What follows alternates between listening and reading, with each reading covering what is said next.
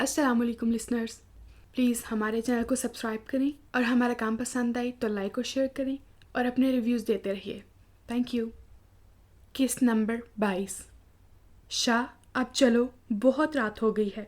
Laiba wrist watch देखते हुए बोली। बहुत रात से तुम्हारी क्या मुराद है? बहुत, वो मुस्कुराते हुए बोला।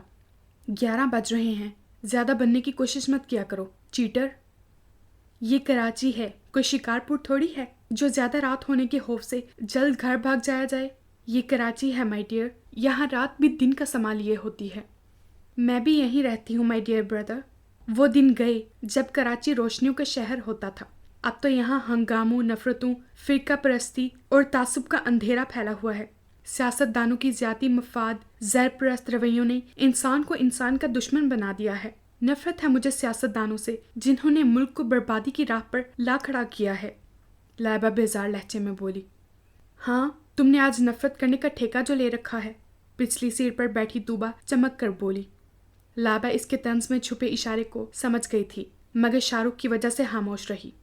कुछ अरसे बाद देखना, तुम्हारा गिला खत्म हो जाएगा। मुल्क में अभी बहुत मुखलिस वतन परस्त सियासतदान मौजूद हैं और उभरती हुई नौजवान की आदत में उसामा का नाम सर फहरिस्त है।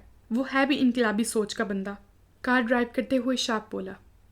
कुर्सी हासिल करने से पहले सबकी सोच मुल्क की फलाह बहबूद के लिए होती है।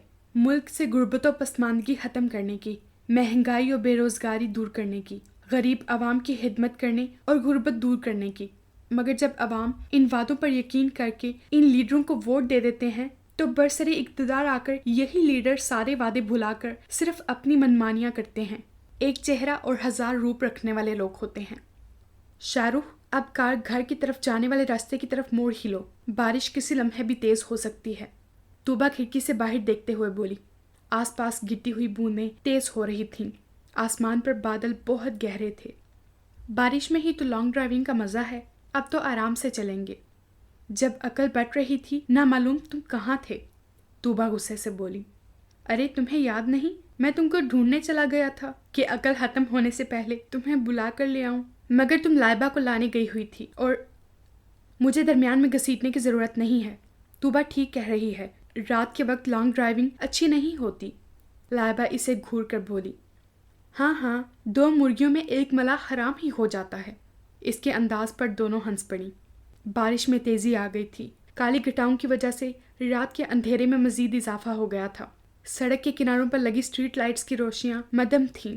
ट्रैफिक भी सड़क पर बराए नाम थी। इन दोनों के एहतजाज के बावजूद शाहरुख कार बहुत स्लो ड्राइव कर रहा था। कार इसने गुलशन की तरफ मोड़ दी थी कि अचानक रोक दी। क्या हुआ? दोनों एक साथ घबरा कर बोली। वो सामने देखो, कैफे डिलक्स के बाहर बेंच पर उसामा बैठा हुआ है। शाहरुख सामने की तरफ इशारा करके बोला। तूबा के साथ इसने भी चौंक कर देखा था। तेज बारिश का पर्दा इनके आगे हायल था, या वही इसे पहचान न पा रही थी। बड़ी हुई शेव, ब्लू जीन्स और light blue black lining shirt में मलबूस वो इससे अफ्रीकी होश लग रहा था। ये तो उसामा भाई ही हैं, मगर ये इस वक्त यहाँ क्या कर रहे हैं? तूबा हैरानी से कह रही थी। शाह तो फौरन ही दरवाज़ा खोलकर इसके पास जा चुका था और इसके सामने खड़ा इससे नामालूम किस बात पर बहस करता नजर आ रहा था। तुम्हारी फजूल जिद और अना ने इनको इस हाल पर पहुंचा दिया है लाइबा। तुम अब भी अपनी जिद छोड़ दो तो। प्लीज़ तूबा, मेरा मूड खराब मत करो। हर शख्स अपनी तबाही और सलामती का खुद जिम्मेदार होता है। मैंने किसी को धोखा नहीं दिया है, लाइबा संजीदगी से बोली। 15 मिनट के बाद शाहरुख आया तो उसामा इसके साथ था। अस्सलाम वालेकुम उसामा भाई। इसने पीछे मुड़कर देखा। सीट पर बैठते ही तूबा ने सलाम किया। वालेकुम अस्सलाम। अरे तुम भी हो? इसने पीछे मुड़कर देखा था। तूबा के बराबर बैठी लाइबा को देखकर इसकी आंखों की सुर्खी मजीद बढ़ गई थी। इसकी निगाहें लम्हे भर को इसके गुलाबी चेहरे पर भटक गई थीं। कैसी हैं आप? वो ख्वाहिश के बावजूद इसे इग्नोर न कर सका। फाइन, वो झुकी निगाहों के साथ आहिस्ता से बोली। और आपने घर आना ही छोड़ दिया है उसामा भाई? कितना अरसा हो गया है आपको घर आए हुए? तूबा शिकायती अंदाज में बोली। ये बड़े आदमी बन गए हैं, रोज़ाना अखबारों में तस्वीरें नहीं देखती हो? अब हम जैसे लोगों को देने के लिए इनके पास वक्त कहाँ होगा? कार ड्राइव करते हुए शाहरुख हाथ से बिगड़े हुए मूड में बोला। दोस्ती हर मुफाद से बालातर होती है यार। वो बहुत कम ज़र्फ और घटिया इंसान होता है جو ان وقتی سہاروں پر گھمنڈ کر کے انسانیت سے لاتعلق ہو جاتا ہے۔ میرے نزدیک ان چہروں کا کوئی معیار نہیں ہے۔ اب تم غصہ تھوک دو تو بہتر ہے، میں تمہارے ساتھ آ گیا ہوں۔ وہ مسکرا کر بولا، آج تم نے میرے اعتماد کو توڑ دیا ہے۔ مجھے معلوم ہو گیا تم مجھے اتنا عزیز نہیں رکھتے جتنا میں تمہیں اپنے قریب سمجھتا ہوں۔ اگر میری نگاہ تم پر اتفاقاً نہیں پڑ جاتی تو تم یوں ہی ساری رات یہاں سردی اور بارش میں اس طرح بیٹھ کر گزار دیتے۔ ٹیمپریچر دیکھ رہے ہو اپنا؟ خاموش بیٹھو، اب کچھ نہیں سنوں گا۔ وہ اپنی صفائی میں کچھ بولنا ہی چاہتا تھا۔ شاہ رخ نے اسے بولنے کا موقع نہیں دیا۔ سارے راستے شاہ رخ اس سے باتیں سناتا رہا تھا۔ وہ شدید غصے میں تھا۔ طوبہ درمیان میں اسامہ کی سائیڈ لیتی رہی تھی۔ شاہ رخ اس سے کتنی محبت کرتا تھا، اس بات کا اندازہ لائبہ کو اب ہوا تھا۔ اس کی سمجھ میں نہیں آ رہا تھا، اس کا اپنا گھر ہے، پھر وہ رات کیوں باہر لاوارسوں کی طرح گزارتا۔ شاہ رخ انہیں گیٹ کے پاس اتار کر اسامہ کو ڈاکٹر کے پاس لے گیا تھا۔ وہ دونوں تقریباً بھاگتی ہوئی برآمدے تک پہنچی تھیں۔ کپڑے پھر بھی ان کے ہاتھ سے گیلے ہو گئے تھے۔ طوبہ کپڑے بدل کر سو گئی تھی۔ لائبہ کپڑے بدل کر عشاء کی نماز پڑھنے لگی تھی۔ نماز کے بعد اس نے اپنے روز کے وظائف پڑھے اور پھر بستر پر لیٹ گئی۔ وہ پچھلے 2 دن سے یہاں آئی ہوئی تھی۔ ماما ڈاکٹر کی ہدایت پر کچھ عرصے کے لیے اسلام آباد گئی ہوئی تھیں۔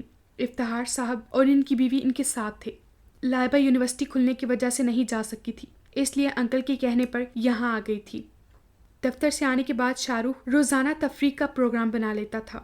آج بھی وہ دونوں کو لے کر لانگ ڈرائیو پر نکل گیا تھا۔ ڈنر بھی انہوں نے ہوٹل میں کیا تھا۔ لائبہ کی آنکھیں بند ہی تھیں کہ دروازے کو ناک کر کے شاہ رخ اندر آ گیا۔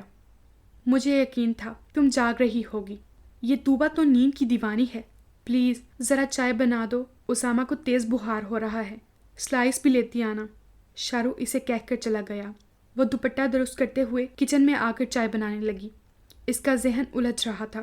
فطرتاً وہ بہت حساس، مخلص، دوسروں کے دکھ درد کو اپنا محسوس کرنے والی لڑکی تھی۔ اسامہ کے پیام محبت کو اس نے جس بے دردی اور نفرت سے ٹھکرایا تھا، بعد میں تنہائی میں اس کے ضمیر نے اسے سخت سرزنش کی تھی، مگر وہ اپنی سرزنش اور باغی حسرتوں سے ہار گئی تھی۔ بچپن سے اب تک کی اپنی آرزوؤں، تمناؤں، خواہشوں کی ناآسودہ ترسی ہوئی آہوں کے شور میں اس نے پہلی بار ضمیر کی پکار پر نفس کے تسکین بھرے کہکوں کو سراہا تھا، مگر اس شخص کو دیکھ کر اسے اپنے اندر کچھ ٹوٹتا ہوا محسوس ہو رہا تھا۔ اندر ہی اندر کی اذیت آمیز سرگوشیاں گونجنے لگی تھیں۔ طوبہ کی باتوں سے اسے خوب اندازہ ہو گیا تھا کہ وہ گھر بھر کر لاڈلا اور بے حد چہیتا ہے۔ چچا چچیوں اور کزنز کی آنکھوں کا تارا، ماں باپ کا اکلوتا جان سے پیارا بیٹا، اور دادی تو گویا اسے دیکھ دیکھ کر جیتی تھیں۔ خاندان بھر میں وہ ان کے بہت قریب تھا، ان کو بہت چاہنے والا اور ان سے اپنی ہر ضد اور جائز و ناجائز بات کو منوانے والا شخص ہے۔ پھر کیوں وہ اتنی سردی اور برستی بارش میں لاوارسوں کی طرح بیمار ہو کر باہر بینچ پر بیٹھا تھا؟ پھر شاہ رخ کا اسے اس طرح گھر لانا، یہ سب باتیں اسے متجسس کر رہی تھیں۔ اس کے بارے میں سوچیں اس منہ زوری سے اس کے اندر آ رہی تھیں، جس طرح بند دروازے کو دھکیل کر طوفانی ہوائیں داخل ہوتی ہیں۔ وہ اس کے متعلق سوچنا نہیں چاہتی تھی۔ اس نے چائے فلاسک میں بھری، ہک میں لٹکے ہوئے 2 کپ نکال کر ٹرے میں رکھے، سلائس کے ساتھ ساتھ بسکٹ بھی اس نے پلیٹ میں نکال کر رکھ دیے۔ ٹرے میں سب سامان رکھنے کے بعد کچن لاک کرتی ہوئی وہ شاہ رخ کے کمرے میں آئی۔ پہلا قدم اندر رکھتے ہوئے وہ نروس ہو رہی تھی۔ سامنے شاہ رخ کے بیڈ پر وہ بے سود سا لیٹا ہوا تھا۔ لائبہ نے ادھر ادھر نگاہیں دوڑائیں۔ شاہ رخ کمرے میں نہیں تھا۔ اس نے اسامہ کی طرف دیکھا۔ وائٹ کاٹن کے شلوار سوٹ میں اس کا چہرہ بخار کی حدت سے سرخ ہو رہا تھا۔ اس کے بال، جس کے سٹائل پر جامع کے اندر اور باہر کی لڑکیاں سو جان سے فدا تھیں، بے ترتیب پیشانی پر بکھرے ہوئے تھے۔ سومی اس کی گھنی سیاہ مونچھوں کی دیوانی تھی، جو اب مزید گھنی ہو رہی تھیں۔ شیو سے نامعلوم کتنے عرصے سے بے روحی بڑھتی جا رہی تھی، جس نے بڑھتے بڑھتے بے ترتیب داڑھی کی صورت اختیار کر لی تھی۔ تمہاری فضول ضد اور انا نے ان کو اس حال میں پہنچا دیا ہے۔ نہیں، میری ذات کسی کے لیے تکلیف کا باعث نہیں بن سکتی۔ میں ظالم اور خود غرض نہیں ہوں۔ کچھ گھنٹے قبل کہے گئے طوبہ کے الفاظ اس کے کانوں میں گونجنے لگے تو وہ ہراساں ہو کر خود سے مخاطب ہوئی۔ ٹیبل پر ٹرے رکھتے ہوئے گھبراہٹ میں کپ اور ساسر آپس میں ٹکرا گئے تھے۔ اس نے گھبرا کر اسامہ کی طرف مڑ کر دیکھا۔ وہ بھی اس معمولی سے شور سے اٹھ گیا تھا اور اس کی طرف دیکھ ہی رہا تھا۔ ایک لمحے کے لیے دونوں کی نگاہیں ٹکرائیں۔ نامعلوم کیا تھا ان نگاہوں میں، خونے دل کی سرخی یا جلی ہوئی آرزوؤں کا دھواں، چاہتوں کی تذلیل کا دکھ یا اس کے نفرت انگیز لفظوں کا زہر۔ اف، لائبہ نے فوراً چہرہ موڑ لیا۔ वहशतें इसे खुद पर हमला आवर होती हुई महसूस हुई, जिनसे बचने के लिए इसने फौरन ही कमरे से निकलने के लिए कदम बढ़ा दिए। किसी से नफरत इतनी शदीद नहीं करते कि कोई मरने की चाह में जिए चला जाए। इसकी गंभीर संजीदा आवाज़ इसकी समाज से टकराई। इस वक्त वो खुद में हौसला नहीं पा रही थी इसका सामना करने का, इसलिए वो बगैर रुके कमरे से निकल गई। सख्त सर्दी में भी इसके माथे पर पसीने के कतरे चमक उठे थे। पाँव ऐसे खौफ से कांप रहे थे जैसे किसी का कत्ल करके भाग गई हो। अरे क्या हो गया, हैरियत तो है? शाहरुख सामने अंकल के कमरे की तरफ से आते हुए बोला। मैं चाय रखा ही हूँ कमरे में, अब तुम निकाल लेना। वो इसकी हैरान निगाहों से बचने के लिए तेजी से अपने और तूबा के मुश्तरका कमरे की तरफ बढ़ गई। रात को देर से नींद आई थी। सुबह फजर के बाद नमाज के बाद कुरान शरीफ की तलावत और इशराक की नमाज पढ़कर जो वो सोई तो 10 बजे तूबा के उठाने से उठी थी। नाश्ता इन दोनों ने साथ किया था। नाश्ते के बाद तूबा हानसामा को दोपहर के खाने का आर्डर देने लगी। फिर शाहरुख के कमरे की तरफ चली गई। लाइबा कमरे में आ गई। तूबा का रवैया अजीब लग रहा था। वो बहुत खामोश और संजीदा थी। इसकी आंखें भी रोई रोई लग रही थी। वजह वो समझ रही थी, इसलिए खामोश थी। यूनिवर्सिटी भी 1 हफ्ते से बंद थी। मामा पिछले हफ्ते आ गई थी। अगर इसे मालूम होता छुट्टियां बढ़ जाएंगी तो साथ चली जाती। फिर इसने जाने का कहा भी तो इन दोनों बहन भाइयों ने जाने नहीं दिया, और इसने ज्यादा इसरार इसलिए नहीं किया कि इन दोनों की संगत में टाइम बहुत खुशगवार गुजरता था, क्योंकि दोनों चुटकुलेबाज बेइंतहा थे। हंसी मजाक आउटिंग में अच्छा वक्त गुजर रहा था, मगर अचानक कल रात इसके आने के बाद से ही फिजा में बोझल खामोशी और वीरानी छा गई थी। इस पूरी स्टार सन्नाटे से इसका दिल घबरा उठा था। बेमकसद इसने 2-3 चक्कर कमरे में लगाए, मगर कुछ समझ में ही नहीं आया कि क्या करे। फिर वो ग्लास डोर खोलकर खड़ी हो गई। बाहर लॉन में बारिश से फूल और पत्ते धुलकर निखर गए थे। हरे हरे पत्तों के दरमियान खिले हुए नीले पीले जामनी सफेद और सुर्ख फूल दिलकश लग रहे थे। आसमान पर अभी भी गहरा अबर मौजूद था। हवा के सर्द झोंके इसके चेहरे से टकरा रहे थे। इसका गुलाबी चेहरा सर्दी से सुर्ख हो रहा था, मगर वो बेनियाजी से सामने दीवार से लिपटी बोगनविला में खिले ऑरेंज फूलों पर निगाहें जमाए मुजस्मे की तरह खड़ी थी। एहसासात पर अनजाना बोझ पड़ा था। किसी से नफरत इतनी शदीद नहीं करते कि कोई मरने की चाह में जिए चला जाए। पुरसोज सरगोशी इसके अंदर गूंजी थी और इसके ज़मीर को अंदर तक घायल कर गई थी। मैं मुनाफिकत पसंद नहीं हूँ और ना ही इश्क व मोहब्बत जैसी फरसूदा कहानी पर यकीन है। मुझे मर्द जात पर बिल्कुल यकीन नहीं है। मुझे इससे मुतल्लिक इससे वाबस्ता हर रिश्ते से नफरत है। अपनी ज़ात के घमंड में मस्त एहसास बर्तरी के नशे में चूर मर्दों से नफरत है मुझे। तुम्हें जो कुछ हुआ है या जो कुछ तुम कर रहे हो, इस सब के जिम्मेदार तुम हो, तुम खुद तन्हा। मैंने तुम्हें अपने हुस्न वादा के जाल में नहीं फंसाया, ना तुम्हारी रहनुमाई या हौसला अफजाई की। फिर तूबा क्यों मुझे इल्जाम देती है और रात से मेरा ज़मीर क्यों मुझे कुचूके लगा रहा है? मैं जो मोहब्बत की बारिश के लिए सदियों से तरसी धरती की तरह हूँ, मेरा प्यास की शिद्दत से मुरझाया हुआ वजूद भला किस तरह तुमको सैराब कर सकता है? और तुमसे नफरत, शदीद नफरत की वजह यह है कि तुम क्या सोच रही हो? सर्दी नहीं लग रही है तुम्हें? तूबा इसके शानों पर गर्म शॉल डालते हुए बोली। वो अपनी सोचों में इतनी गुम थी कि तूबा की कमरे में आमद को महसूस ही न कर सकी थी। वो शाल लपेटते हुए बेड पर लेट गई। तूबा खामोशी से शेल्फ में रखी किताबों की तरतीब दुरुस्त करने लगी। तूबा, तुम इतनी खामोश क्यों हो? क्या बात है? वो ज्यादा देर इसकी खामोशी बर्दाश्त नहीं कर सकी। तुम क्या करोगी जानकर? मेरी परेशानी इनके लिए है जिनसे तुम शदीद नफरत करती हो। हमारी दोस्ती के दरमियान किसी तीसरे फर्द की गुंजाइश नहीं है तूबा, वो चिढ़कर बोली। वो तीसरा फर्द कोई गैर नहीं, मेरा भाई है। मुझे खुद से ज्यादा अजीज है वो। शाहरुख से ज्यादा चाहते हैं वो मुझे। ना मालूम कौन सी नहूसत इनसे चिमट गई है जिसने पहले इनको खुद से बेगाना किया और इनका घर, इनकी मम्मी डैडी दादी सब इनसे दूर हो गए।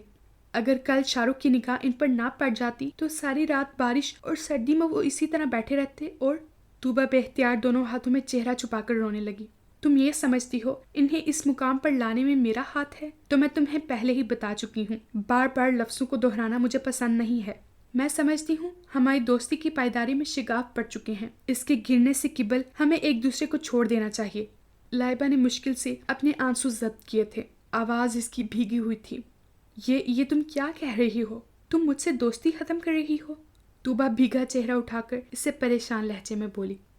हाँ, मुझे ये एहसान अजियत देता रहेगा कि तुम मुझे और मेरे मनहूस वजूद को ना चाहने के बावजूद बर्दाश्त कर रही हो, और मैं ये कभी गवारा नहीं कर सकती کہ میں کسی پر زبردستی مسلط رہوں۔ لائبہ اپنے کپڑے بیگ میں رکھتی ہوئی سنجیدگی سے بولی، لائبہ پلیز، میرا یہ مقصد نہیں تھا، میں تمہیں نہیں جانے دوں گی۔ میں فیصلے بہت کم کرتی ہوں، مگر جب کرتی ہوں تو اٹل فیصلہ ہوتا ہے میرا۔ تم وہاں تنہا کیسے رہو گی؟ ماما بھی اسلام آباد گئی ہوئی ہیں۔ طوبیٰ اس کی ضدی طبیعت سے اچھی طرح واقف تھی۔ اپنی جذباتیت پر اسے شدید غصہ آ رہا تھا۔ تمہیں میری تنہائی کی فکر کرنے کی ضرورت نہیں ہے۔ تنہائی میرا نصیب ہے اور گھر میں نوکر موجود ہیں۔ ویسے بھی ماما آج کل میں آنے والی ہیں۔ اوکے۔ وہ شال درست کرتے ہوئے بیگ اٹھا کر بولی، نہیں، میں تمہیں نہیں جانے دوں گی۔ میں ابھی شاہ کو بلاتی ہوں۔ نام لیا اور شاہ حاضر۔ اسی دم شاہ رخ مسکراتا ہوا اندر داخل ہوا اور لائبہ کو بیگ لیے تیار دیکھ کر حیرانی سے اس کے قریب آ کر بولا، یہ تم کہاں جا رہی ہو بھائی؟ گھر جا رہی ہوں، ماما کے آنے سے پہلے ان کے روم کی سیٹنگ بدلنا چاہتی ہوں۔ شاہ، اسے روک لو، میری بات نہیں مان رہی یہ۔ طوبیٰ جلدی سے بولی، تم آنٹی کے ساتھ ہی جانا، میں یہی بتانے آیا تھا۔ شام کو تینوں آ رہے ہیں۔ ابھی کچھ دیر کی بعد ڈیڈی کا فون آیا تھا۔ طوبیٰ ذرا کافی تو بناؤ۔ وہ لائبہ کے بعد طوبیٰ سے مخاطب ہوا اور طوبیٰ مطمئن انداز میں وہاں سے نکل گئی۔ اسے معلوم تھا شاہ رخ اسے ہرگز نہیں جانے دے گا۔ تم نے یہ کیسے سوچ لیا میں تمہیں تنہا وہاں رہنے کی اجازت دے دوں گا؟ وہ لائبہ سے مخاطب ہوا۔ میں وہاں تنہا نہیں ہوں گی، وہاں ملازم بھی تو ہیں۔ لائبہ اسے قائل کرنا چاہتی تھی۔ اسٹوپڈ سسٹر، آج کل کسی پر بھروسہ کرنے کا وقت نہیں ہے، اور خاص طور پر ملازمین پر۔ ہاں، آج کل کوئی لائق اعتبار نہیں ہے۔ وہ کسی سوچ میں ڈوب گئی۔ چلو آؤ میرے روم میں، طوبیٰ وہیں کافی لے آئے گی۔ اس کے انکار کے باوجود اسے زبردستی اپنے کمرے میں لے آیا۔ وہاں ہیٹر آن تھا جس کے باعث کمرہ گرم ہو رہا تھا۔ کھلے دروازے سے باہر ریلنگ پر جھکا اسامہ سگریٹ پینے میں مشغول تھا۔ یار، کیوں اپنی زندگی کو اس دھوئیں میں اڑا رہے ہو؟ اگر تم اسی سپیڈ سے سگریٹ پیتے رہے تو مجھے افسوس ہے۔ جس عزم و جذبے کی خاطر تم نے گھر سے ناتا توڑنا پسند کر لیا ہے، وہ سب تمہارے ساتھ مٹی میں دفن ہو جائیں گے۔ کیوں اپنی جان کی دشمن بنے ہوئے ہو تم؟ شاہ رخ اسے فہمائشی لہجے میں بولا، موت کا ایک وقت متعین ہوتا ہے یار، جب اسے آنا ہوتا ہے تو اس کی راہ میں کوئی رکاوٹ نہیں آ سکتی، اور مجھ جیسے ڈھیٹ انسان کے پاس تو اتنی آسانی سے نہیں آ سکتی۔ وہ سگریٹ پھینک کر مسکراتا ہوا بولا، ہاں، تم نے تو آب حیات پی رکھا ہے، قیامت کے بوریے سمیٹنے کے لیے جو زندہ رہو گے۔ اس کی مسکراہٹ اسے جلا گئی تھی۔ وہ جھلا کر بولا، اب مجھے اجازت دو، میں جاؤں گا۔ وہ اندر آ کر بولا، پھر شاہ رخ کے ساتھ بیٹھی ہوئی لائبہ پر اس کی نگاہ پڑی تو وہ ایک لمحے کو وہیں رک گیا تھا۔ بخار اترتے ہی تمہیں جانے کی لگ گئی؟ ساری رات تمہارے ماتھے پر ٹھنڈے پانی کی پٹیاں رکھ کر میری کمر رگڑ گئی، اس کا احساس نہیں ہے تمہیں؟ شاہ رخ لڑاکا عورتوں کی طرح ہاتھ نچا کر بولا، احساسات محسوس کیے جاتے ہیں، جتائے نہیں جاتے۔ اپنی نیکی کو اس طرح مت ضائع کرو۔ وہ اطمینان سے چیئر پر بیٹھ کر بولا، سیاست دانوں کو آتا ہی کیا ہے یہ میٹھے جملے بولنے کے علاوہ؟ شاہ رخ نے اسے چھیڑا، اماں جان فرماتی ہیں اگر کسی کو گڑ نہ دو تو گڑ جیسی میٹھی بات ہی کہہ دو۔ وہ بھی موڈ میں تھا، اسے دو بدو جواب دیتا ہوا بولا، اور یہ مثال ہمارے سیاست دانوں پر بالکل فٹ بیٹھتی ہے۔ وہ عوام کو سہانے مستقبل کے خواب دکھاتے ہیں جن کی بھیانک تعبیریں ہوتی ہیں، اور جو میٹھے میٹھے عہد وہ لوگوں سے کرتے ہیں وہ ان سے تو کیا، ان کی آئندہ نسلوں سے بھی پورے نہیں کیے جاتے۔ تم چھوڑ دو اس لائن کو۔ انکل کا موقف بالکل درست ہے۔ نکار خانے میں طوطی کی آواز کوئی نہیں سنتا۔ ہماری ملکی سیاست پر ہمیشہ ان محسوس لوگوں کا قبضہ رہا ہے جو پاکستان بننے کے خلاف تھے، اور جب پاکستان معرض وجود میں آیا تو انہی لوگوں نے مختلف ماسک چہروں پر چڑھا کر اس کی اقتدار کی رسیاں تھام لیں اور اپنے سازشی ذہنوں کے ذریعے اس کی زمین کی تقسیم غیر منصفانہ کی۔ پھر ان حصوں کو لسانی نام دے کر ہمیشہ کے لیے لسانی فسادات کی بنیادیں رکھ دی گئیں، اور جب سے اب تک جب بھی انہیں اپنی بقا کی جنگ لڑنی ہوتی ہے تو اپنے مفاد کے لیے یہ لوگ بہت خوبی اور سہولت سے لسانی فسادات کروا دیتے ہیں۔ معصوم اور ناسمجھ جذبات میں ڈوبے ہوئے لوگ آپس میں ایک دوسرے کا خون بہا دیتے ہیں۔ انسانیت اور مگرمچھوں کے سمندر میں تم تنہا خود کو کھو بیٹھو گے۔ شاہ رخ نے اسے سمجھانے کی بھرپور صحیح کی تھی۔ باطل کتنا ہی شرانگیز و غاصب کیوں نہ ہو، حق کے سامنے اس کی ساری شیطانیت و خباثت دم توڑ دیتی ہے۔ بہادری و جرأت، پرعزم حوصلوں اور خلوص نیت کے آگے پہاڑ بھی ریزہ ریزہ ہو جاتے ہیں شاہ رخ، اور میں تو اپنی ساری کشتیاں جلا کر آیا ہوں۔ تمہیں سمجھانے سے بہتر ہے انسان بھینس کے آگے بین بجائے۔ لائبہ، تمہارا کیا خیال ہے؟ تم بھی کچھ مشورہ دو آج کل کے حالات کے بارے میں۔ شاہ رخ خاموش بیٹھی لائبہ سے مخاطب ہوا، میرا دل کرتا ہے سب کو شوٹ کر دوں جن کی وجہ سے ملک تباہ ہو رہا ہے، لائبہ تڑاک کر بولی۔ اسامہ نے اس کی طرف دیکھا۔ پرپل جارجٹ کے پرنٹڈ شلوار سوٹ میں آف وائٹ کشمیری شال اوڑے وہ کچھ مضطرب سی تھی۔ دلکش چہرے پر سرخی سی چھائی ہوئی تھی۔ اس کے چہرے پر نظر پڑتے ہی اسے اپنے اندر دراڑیں پڑتی ہوئی محسوس ہوئیں۔ اپنے سرکش جذبوں کی سرکشی سے وہ گھبرا کر اٹھ کھڑا ہوا۔ میں جا رہا ہوں شاہ رخ، دیر ہو رہی ہے۔ ڈر گئی لائبہ کے ارادوں سے۔ بیٹھو یار، تم ان لوگوں میں شامل نہیں ہو۔ یہ جمہوری ملک کے آزاد شہری ہیں، انہیں آزادی اظہار و رائے کا مکمل اختیار حاصل ہے اور اس اختیار کو کوئی بھی مسترد نہیں کر سکتا۔ وہ تحمل سے بولا۔ میں کافی بھجواتی ہوں، توبہ نے بہت دیر کر دی۔ لائبہ بہانے سے اٹھ گئی۔ ان دونوں کے درمیان ہوتی بحث میں وہ کنفیوز ہو رہی تھی۔ اب تم نے جانے کی ٹھان ہی لی ہے تو میں چاہنے کے باوجود تمہیں روک نہیں سکوں گا۔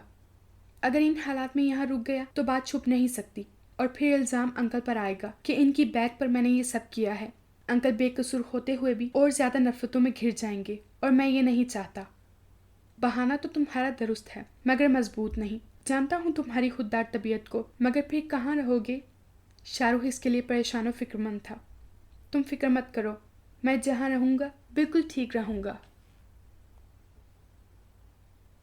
کیسے کٹیں وہ ہجر کی راتیں، گزری ساعتوں کی بات نہ کر، گر ملنا ہے تو بڑھ آؤ، روٹھنے کی اب بات نہ کر۔ کبھی ایسا بھی ہو جاتا ہے جسے ہم سوچ بھی نہیں سکتے۔ حسنہ کا یوں رات کی تاریکی میں خاموش سے گھر سے چلے جانا، جہاں پھپھو جان اور ان کی فیملی کے لیے نہایت رسوائی و ذلت کا سبب تھا، وہیں صالحہ پھپھو کے لیے بھی بدنامی کا باعث تھا۔ وہ اپنے ساتھ لائے ہوئے معزز مہمانوں کے آگے کس منہ سے جائیں گی؟ کیا بتائیں گی انہیں کہ ان کی ہونے والی بہو رات کو اس ٹائم بھاگ گئی جب سب مہندی کے ہنگامے میں مست تھے، اور وہ سر درد کے بہانے سے اندر سے کمرہ لاک کر کے کھڑکی کے ذریعے بھاگ نکلنے میں کامیاب ہو گئی۔ پھپھو جان نے تمہارا حق مارنا چاہا تھا، دیکھو اللہ میاں نے کیسی انہیں رسوائی دی ہے۔ تم مان جاؤ تابندہ، فرحان بھائی کی محبت سچی تھی، جبھی تو انہوں نے تمہیں کھوتے کھوتے پا لیا ہے۔ اب تم اپنی ضد چھوڑ دو، شمائلہ تابندہ سے التجائیہ لہجے میں بولی۔ اس کا چہرہ آنسو سے تر ہو رہا تھا۔ وہ کمرے میں پلنگ پر بیٹھی مسلسل روئے جا رہی تھی۔ حسنہ کی فرار کی خبر مہمانوں سے چھپائی گئی تھی اور دونوں گھروں کے بزرگ بند کمرے میں خفیہ میٹنگ میں مصروف ہو گئے تھے۔ رقیہ بیگم نے اسے حسنہ کے کمرے میں بیٹھا رہنے کی ہدایت کی تھی۔ وہ لاک کر کر اندر بیٹھ گئی تھی۔ اس کا دل و دماغ بے قابو تھا۔ حسنہ سے اسے اتنے گرے ہوئے رویے کی تو توقع ہرگز نہیں تھی۔ وہ کیوں گئی، کس کے ساتھ اور کہاں گئی، یہی سوال اسے الجھا رہے تھے۔ 2 گھنٹے بعد خورشید بی بی اس کے کمرے میں آئی تھی، ساتھ ان کے صالحہ بیگم رقیہ بیگم بھی تھیں۔ وہ اپنی امی کو اچانک دیکھ کر پریشان ہوئی تھی کہ صالحہ پھپھو نے اسے بدحواس کر ڈالا تھا۔ تابندہ، ہمیں افسوس ہے کہ ہم دونوں بہنوں نے تمہارے ساتھ بہت زیادتی کی ہے، بہت دل دکھایا ہے تمہارا، جس کی سزا ہمیں مل گئی ہے۔ بیٹی، اب ہماری عزت تمہارے ہاتھ میں ہے۔ شام کو نکاح اور رخصتی ہے۔ حسنہ ہمارا منہ کالا کر کے چلی گئی ہے، گھر مہمانوں اور رشتہ داروں سے بھرا ہوا ہے۔ بارات میں تمہارے خالو کے رشتہ دار بھی ہیں جو بہت اعلیٰ سٹیٹس سے تعلق رکھتے ہیں۔ بارات اگر ایسے ہی واپس جائے گی تو سوچو کتنی بدنامی ہوگی کہ میرے میکے والے ایسے گھٹیا لوگ ہیں۔ وہ جلیل و قدیر رب مکر و فریب کو پسند نہیں کرتا۔ وہ نہ تو خود نا انصافی کرتا ہے اور نہ ہونے دیتا ہے۔ ظالموں اور جھوٹے لوگوں کے لیے سخت عذاب ہے، اور دیکھو ایک عذاب تو مجھ پر دنیا میں ہی مسلط ہو گیا ہے۔ تم پر لگائے گئے تمام الزام اور ساری تہمتیں میری بیٹی کے گناہ بن کر مجھ سے لپٹ گئے ہیں۔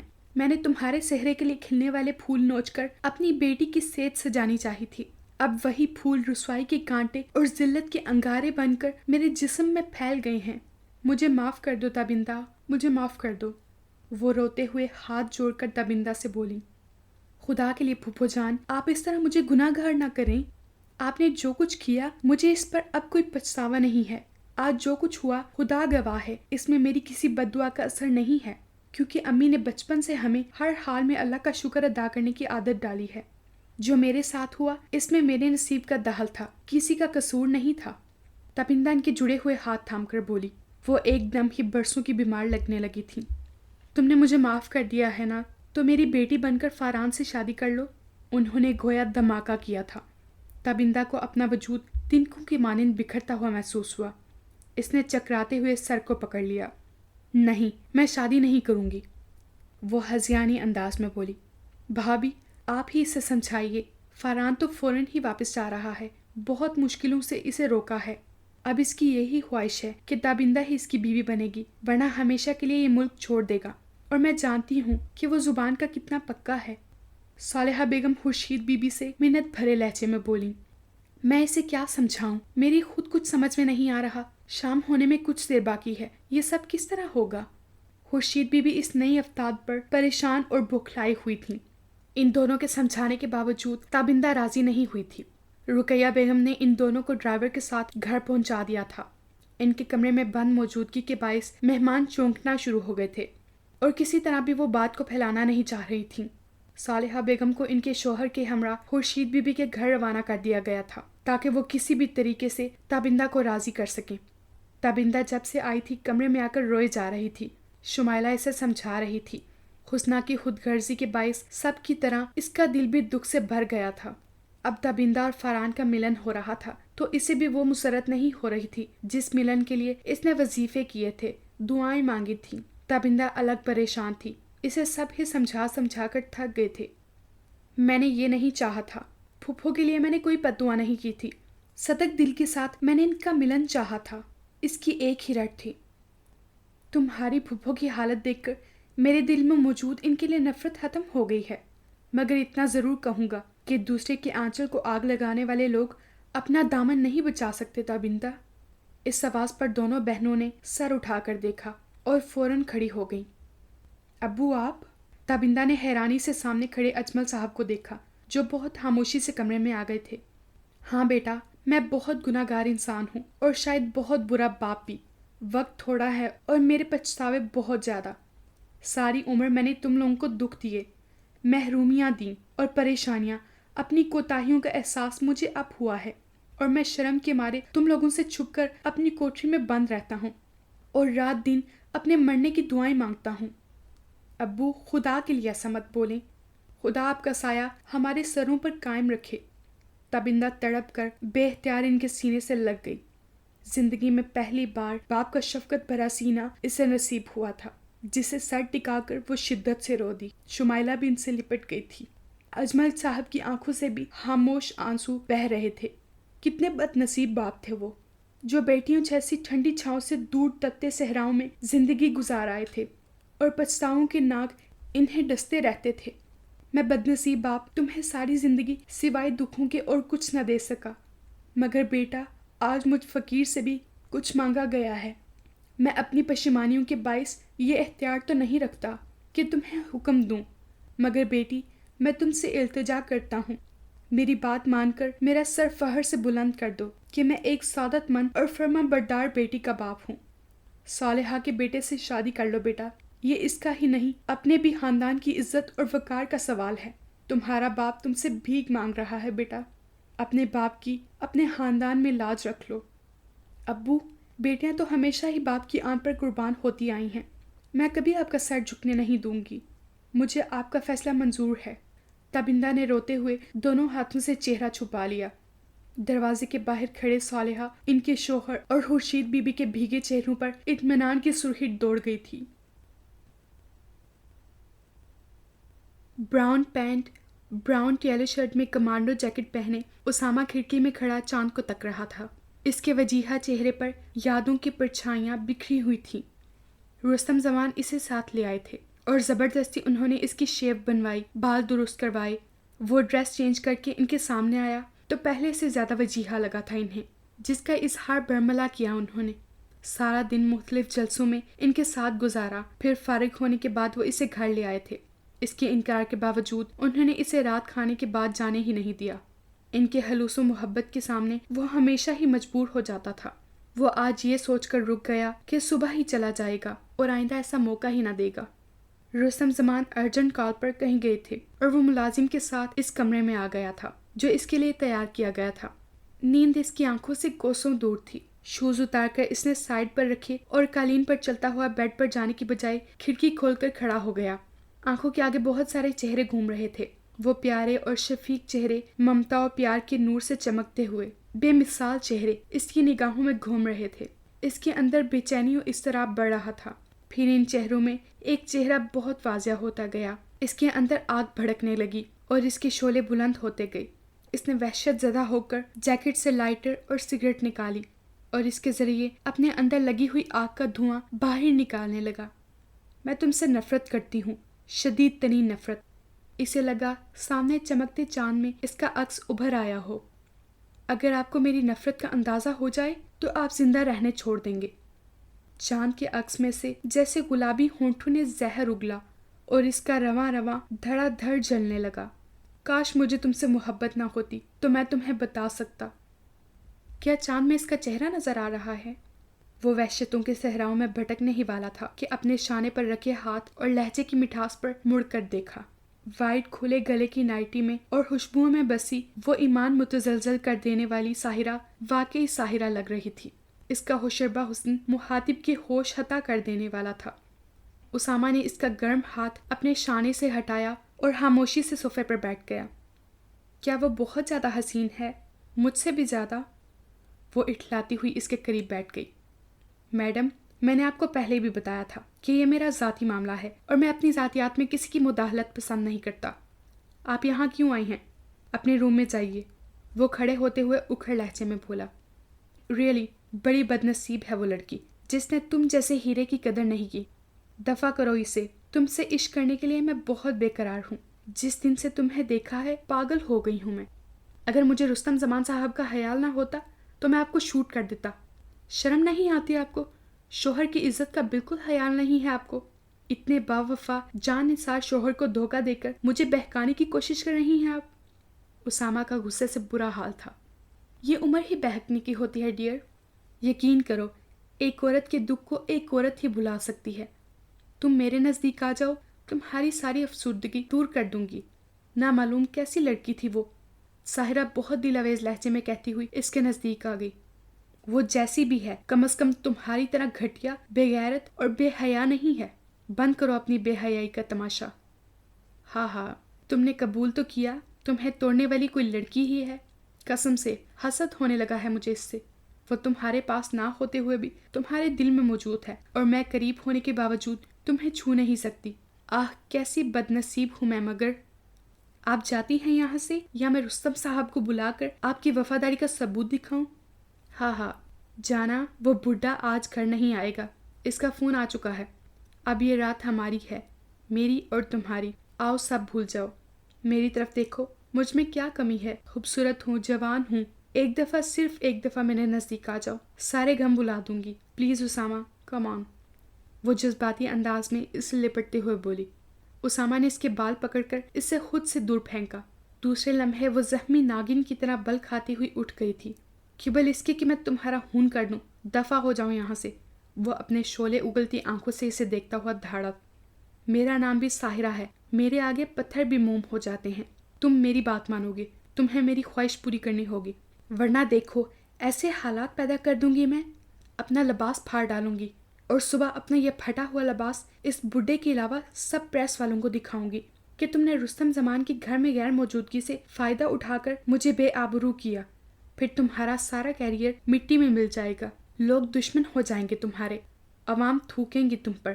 اسامہ ڈیئر، تم ساری زندگی ذلت کی گزارو گے، کبھی اپنی بے گناہی ثابت نہیں کر سکو گے. بولو اب کیا بولتے ہو؟ اس کی نگاہوں میں شیطانی چمک تھی. میں بہت بکھرا ہوا انسان ہوں ساحرہ، پلیز مجھے مزید مت بکھیرو. وہ بیڈ پر شکست خوردہ سا لیٹتے ہوئے بولا. ساحرہ کا سحر تمہیں سمیٹ لے گا جان. ساحرہ مسرور سی اس کے نزدیک بیٹھتے ہوئے بولی.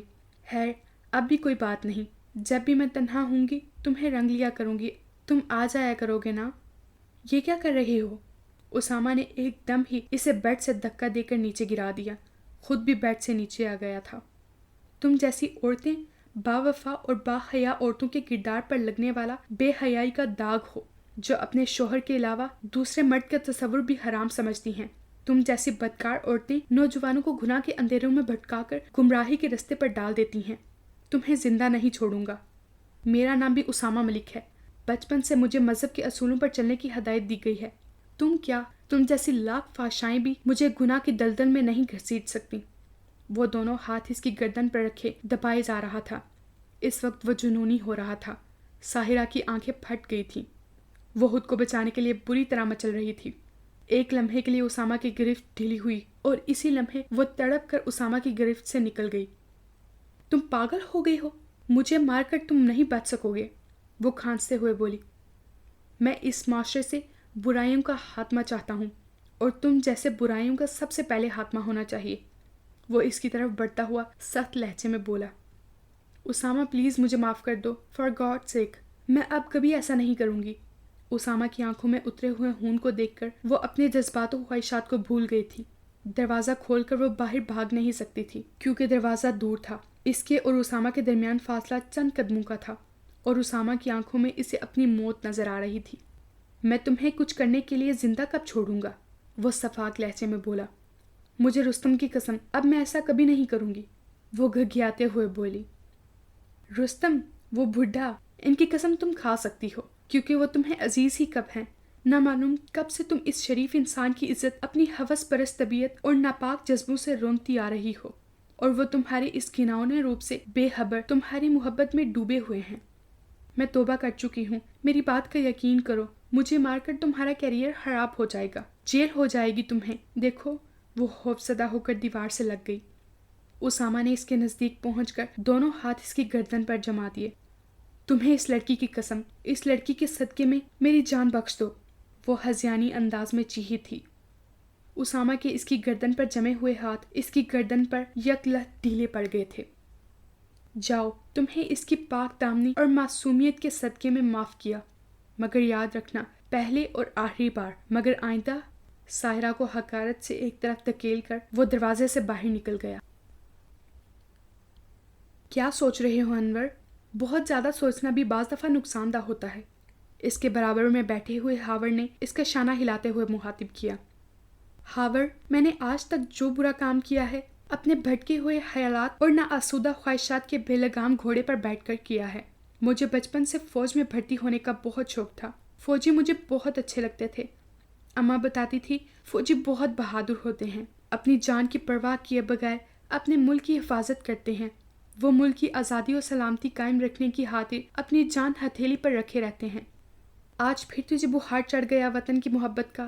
انور یار، تجھے کتنی بار سمجھایا ہے، اب یہ تیری لائن نہیں رہی، اب تو صرف اور صرف سرکار کا سرگرم اور قابل اعتماد کارکن ہے، جسے عرف عام میں لوگ دہشت گرد کے نام سے پکارتے ہیں۔ ہاورڈ اس کے شانے پر ہاتھ رکھ کر نرمی سے بولا کیونکہ وہ انور کی کیفیت کو بڑی اچھی طرح سمجھ رہا تھا۔ ہاورڈ، خاموش رہو، وہ جھٹکے سے کھڑے ہوتے ہوئے بولا۔ عقل مند لوگ حقیقت سے آنکھیں نہیں چرایا کرتے دوست، ہم دہشت گرد ہیں۔ میں چلا جاتا ہوں، مگر پہلے تم مجھے جواب دو، سرکار کے ہدایات پر کب تک عمل کرو گے؟ میں اب تھک چکا ہوں، اس سے کہنا کہ انور اب لوٹ کر آنے والا نہیں ہے، میں اب مزید اس کے اشاروں پر نہیں ناچ سکتا، اسے جو کرنا ہے کرے، میں سب کچھ برداشت کر سکتا ہوں مگر اپنے نام کے ساتھ دہشت گرد کا اضافہ برداشت نہیں کر سکتا۔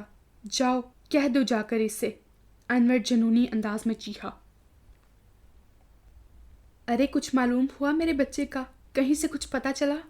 اماں جان روحیل صاحب کی شکل دیکھ کر ہذیانی انداز میں بولی۔ اس وقت ان کے کمرے میں سب جمع تھے۔ اسامہ کو گھر سے نکلے ہوئے اب ایک ہفتہ ہو چکا تھا۔ بہت کوشش کے باوجود وہ لوگ یہ معلوم کرنے میں ناکام رہے تھے کہ اسامہ ملک کہاں ہے۔ اماں جان کی رو رو کر بری حالت تھی اور گھر کے دوسرے لوگ الگ پریشان اور فکر مند تھے۔ کسی کی نظر لگ گئی اماں جان ہمارے گھر آنے کو، نہ معلوم کس کی بددعاؤں کا اثر ہے، جو ہمارے بیٹے گھر کا سکون و چین اور آرام کھو کر در بدر ہو رہے ہیں۔ ہم نے تو کسی کی حق تلفی نہیں کی، کبھی کسی کا برا نہیں چاہا، پھر کیوں خوشیاں ہم سے روٹھ گئی ہیں؟ کیوں کہکہوں سے گونجتے در و دیوار سے ویرانیاں اداسیاں جھانکنے لگی ہیں؟ کسی کی آہیں کیوں ہمارے آنگن میں گونجنے لگی ہیں؟ عظمت بیگم جو پہلے ہی نبیل کی جدائی کا دکھ برداشت کر رہی تھی، اسامہ کے متعلق اماں جان اور کوثر بھابھی سے سن کر بہت رنجیدہ ہو گئی تھی۔ اسامہ کے جانے کا دکھ انہیں اسی طرح محسوس ہو رہا تھا جیسے نبیل کا۔ ان تینوں بہوؤں میں مثالی محبت تھی۔ فوزیہ کا نامعلوم کیا حال ہو رہا ہوگا۔ اسد اسے زبردستی لے گیا ہے، شاید فوزیہ کو اسامہ کے کسی ایسے دوست کا ایڈریس معلوم ہو جسے ہم نہ جانتے ہوں، اسامہ اس کے پاس رک گیا ہو۔ اماں کے دائیں جانب بیٹھی ہوئی کوثر بیگم بولی، میں اسامہ کے سب دوستوں کو جانتا ہوں اور ان سب سے بھی معلوم کر لیا ہے میں نے، مگر وہ بس یہی کہہ رہے ہیں کہ ان سے ملاقات کیے تو بہت عرصہ ہو چکا ہے۔ ریاض سے چھوٹا فیاض صوفے پر اپنے برابر بیٹھے ہوئے روحیل صاحب سے مخاطب ہوا۔ میں رستم زمان صاحب کے گھر تک بھی گیا تھا۔ وہ کہہ رہے تھے اسامہ سے ان کی ملاقات 1 ہفتہ قبل ہوئی تھی۔ اس کے بعد وہ ان سے نہیں ملا۔ وہ بھی پریشان ہیں۔ روحیل کی کشادہ پیشانی پر فکر و پریشانی کے جال تھے۔ اسد بھائی بعض دفعہ بہت جذباتی فیصلے کر دیتے ہیں۔ اکلوتی اولاد کو بھی اپنے سخت مزاج اور ٹھوس فیصلوں کے بھنور میں ڈال دیا ہے۔ بچوں کو اس طرح ڈیل کیا جاتا ہے۔ بہت سمجھایا تھا اسامہ کو میں نے بھی، اور فوزیہ نے بھی۔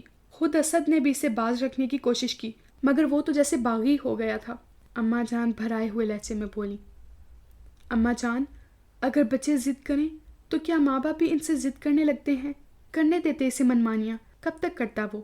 بہت جلد تھک کر بیٹھ جاتا۔ صحراؤں میں ننگے پیر زیادہ دیر نہیں چلا جاتا۔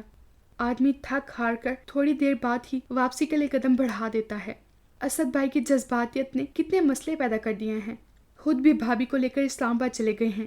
یہاں ہوتی تو سب کے ساتھ مل کر اپنے دل کا بوجھ تو ہلکا کر لیتی، مگر ان کے سامنے تو وہ ایک آنسو نہیں بہا سکتی۔ اماں جان، تھوڑا سا سوپ پی لیں۔ زینی سوپ کا پیالہ لے کر ان کے قریب بیٹھتی ہوئی بولی۔ مجھے بھوک نہیں لگ رہی، وہ ہاتھ سے منع کرتے ہوئے بولی۔ 1 ہفتے سے آپ برائے نام کھا رہی ہیں، کتنی کمزور ہو گئی ہیں آپ۔ اسامہ بھائی آپ کی حالت دیکھیں گے تو کتنا غصہ ہوں گے۔ ماریا ان کے نزدیک بیٹھتے ہوئے بولی۔ وہ آئے تو صحیح، دیکھے تو میں کیسے جی رہی ہوں اس کے انتظار میں۔ اس کی جدائی کے دکھ میں نہ جی رہی ہوں اور نہ مر رہی ہوں۔ آ کر ایک دفعہ دیکھ تو لے، کیسے اس کی جدائی نے میری ممتا کو بے سکون کر دیا ہے، کیسے اس کی یاد میرے دل کا زخم بن گئی ہے۔ اس کے چاند سے چہرے کو دیکھنے کے لیے میری آنکھیں ترس گئی ہیں۔ اس کی لاڈ بھری باتیں سننے کے لیے میرے کان ترس گئے ہیں۔ کہاں جاؤں میں، کہاں سے لاؤں اپنی آنکھوں کی ٹھنڈک کو؟ اسامہ، میرا اسامہ۔ اماں جان ایک دم ہی بچوں کی طرح پھوٹ پھوٹ کر رو دیں۔ ان کی حالت دیکھ کر وہ چاروں بھی بے آواز رونے لگی تھیں۔ فیاض اور روحیل صاحب ایک دوسرے کی طرف دیکھ کر رہ گئے۔ فیاض کی آنکھیں بھی چھلکنے کو تیار تھیں۔ وہ تیزی سے باہر نکل گیا۔ اماں جان، بدشگونی مت کریں، ہمت سے کام لیں۔ آپ تو ہمت و حوصلے کا پہاڑ ہیں۔ اگر آپ بھی ہمت ہار گئیں تو ہماری ہمت کیسے بندھے گی؟ آپ بے فکر رہیں، اسامہ زیادہ دن آپ سے دور نہیں رہ سکتا۔ وہ بہت جلد آئے گا آپ کے پاس۔ روحیل صاحب اماں کے نزدیک بیٹھتے ہوئے ان کے دونوں ہاتھ نرمی سے اپنے ہاتھوں میں لے کر بولے۔ نہ جانے اسامہ کی جدائی کا درد تھا یا اب ان کا حوصلہ جواب دے گیا تھا کہ ماں بیٹے کے درمیان گزشتہ 20 سال سے سرد مہری اور بے حسی کی جمی ہوئی برف ایک دم ہی بھاپ بن کر اڑ گئی تھی۔ وہ ان کے سینے سے لگی بری طرح رو رہی تھی۔ جدائی کی آگ بہت بری ہوتی ہے روحیل۔ اماں، اس آگ میں مجھ سے زیادہ کوئی بد نصیب باپ نہیں جلا ہوگا۔ اس آگ نے میری روح تک کو جھلسا دیا ہے۔ وہ گویا خود سے مخاطب تھے۔ اگلے ماہ سے فائنل سیمسٹر شروع ہو رہے ہیں اور تم دونوں کو ہی فکر نہیں ہے۔ سارا دن خوشگپیوں میں گزار دیتی ہو۔ تیزی سے نوٹس بناتی ہوئی لائبہ ہنا اور سمیرا سے تنبیہی لہجے میں بولی، جو بہت دیر سے باتوں میں مگن تھیں۔ ہمیں تمہاری طرح ایک گریڈ لینے کا خطب نہیں ہے۔ ہماری تیاری صرف امتحان شروع ہونے سے 1 ہفتہ قبل ہوتی ہے۔ سمیرا چوئنگم چباتی اطمینان سے بولی۔ میں اتنی پریشان ہوں اور تم لوگوں کو میرا کوئی احساس ہی نہیں ہے۔ ہنا ان دونوں کی طرف دیکھتے ہوئے گلوگیر لہجے میں بولی۔ ارے تم تو سنجیدہ ہو، کیا ہوا؟ لائبہ پین نوٹ بک میں رکھتی ہوئی حیرانی سے اس کی طرف جھک گئی۔ ممی کا بھانجا ہے، ممبئی سے آئی ہیں نسیم آنٹی، ممی کی دور کی عزیزہ ہیں اور اپنے بیٹے کا رشتہ لائی ہیں میرے لیے، ہنا نے رنجیدہ لہجے میں کہا۔ اس میں پریشان ہونے والی کیا بات ہے؟ لائبہ اطمینان سے بولی، جبکہ اس کے انداز پر سمیرا کھلکھلا کر ہنس پڑی۔ ہاں، میرا مذاق تم نہیں اڑاؤ گی تو کون اڑائے گا؟ ہنا سنجیدگی سے اس سے خفا ہوئی۔ بائی گاڈ، ہنا میں تمہارا مذاق نہیں اڑا رہی، سمیرا اسے ناراض دیکھ کر خوشامدی لہجے میں بولی۔ تم وہاں شادی نہیں کرنا چاہتی، لائبہ پین دباتے ہوئے بولی۔ تم جانتی ہو میں نادر کے علاوہ کسی دوسرے کا نام سننا پسند نہیں کرتی۔ اوہ سوری، میں بھول گئی تھی، کیا یہ سلسلہ ابھی بھی برقرار ہے؟ لائبہ مسکراتے ہوئے بولی۔ تمہارا کیا مطلب ہے؟ وہ مجھ سے فلرٹ کر رہا تھا؟ ہنا اس کی گرین روشن آنکھوں میں دیکھتے ہوئے بولی۔ میرے خیال میں تعلیم کے دوران ایسی لو سٹوریز جسٹ فار انجوائمنٹ ہوتی ہیں۔ اس کا شوہی برا انداز، ہونٹوں پر گھلتی مسکراہٹ، وہ بہت حسین لگ رہی تھی۔ ان دنوں تو اس کا موڈ بھی بہت فریش رہتا تھا۔ تم نے یہی سوچ کر اسامہ کے جذبوں کی پذیرائی نہیں کی، سمیرا نے مسکرا کر کہا۔ یہاں بھی اس کا ذکر، میرے پاس فالتو ٹائم نہیں تھا جو میں کسی کے جذبوں کی جانچ پڑتال کرتی۔ اسامہ کے نام پر اس کا چہرہ جھک گیا تھا۔ جذبوں کو جاننے کے لیے ٹائم کی نہیں، حساس و گداس دل کی ضرورت ہوتی ہے، جو ہر صنف نازک کو اللہ تعالیٰ نے عطا کیا ہے۔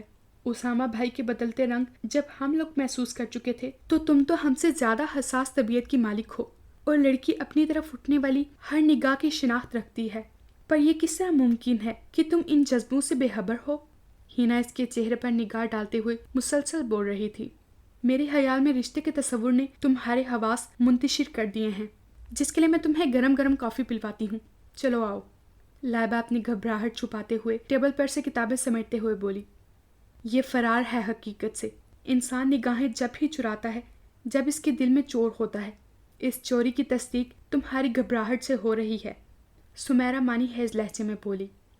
یہ کہانی بہت فرسودہ ہو چکی ہے کہ لڑکا لڑکی ملتے ہیں، کچھ عرصے ان میں اختلافات رہتے ہیں اور رفتہ رفتہ وہ اختلافات شدید محبت میں بدل جاتے ہیں۔